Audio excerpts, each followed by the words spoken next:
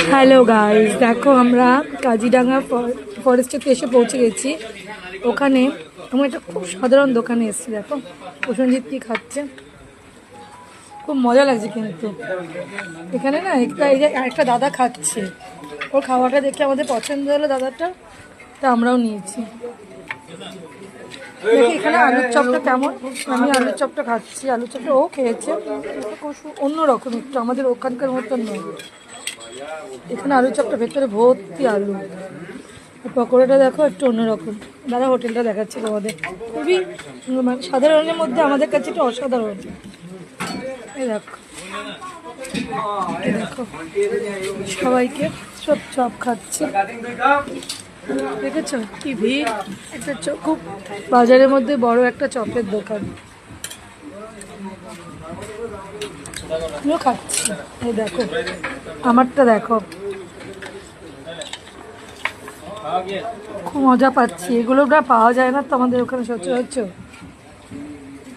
এটা ঘুগনি দিয়ে পকোড়া না, বেশ একটু অন্যরকম। এখানে এইভাবেই খাই, দাদাটা দেখো কিরকম খাচ্ছে, ঘুগনি দিয়ে লাগিয়ে লাগিয়ে পকোড়া। পকোড়াটা একটু অন্যরকম পকোড়া, কিন্তু ভালো লাগছে, খুব ভালো লাগছে। এখানে একদম বাজারের ভেতর ঢুকে গেছে।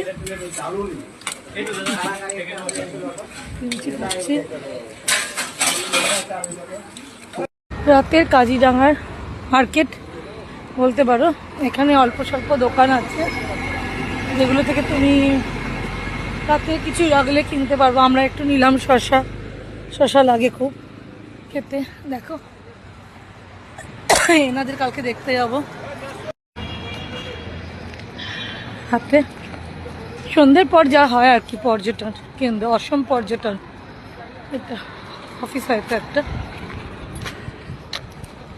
রাত এখন হয়নি, এখন 7টা মতন বাজে। আমরা একটু বেরিয়ে পড়লাম, বেরিয়ে পড়ে জিনিসগুলো নিয়ে তারপর বাড়ি যাবো।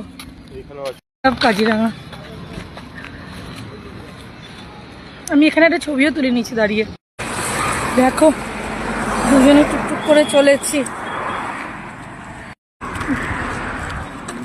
বেশ একটু অন্যরকম এবারের এই ট্রিপটাই পুরো অন্যরকম একটা এক্সপিরিয়েন্স হচ্ছে। ভালোও লাগছে, একটু অন্য কিছু ভালো লাগে বলো, একরকম তো জায়গায় যাই সবসময়। চলে এলাম আবার হোটেলে, এবার চলো ওপরে যাই, গিয়ে বসে টসে আবার রাত্রে খেতে বেরোবো। চলো টাটা।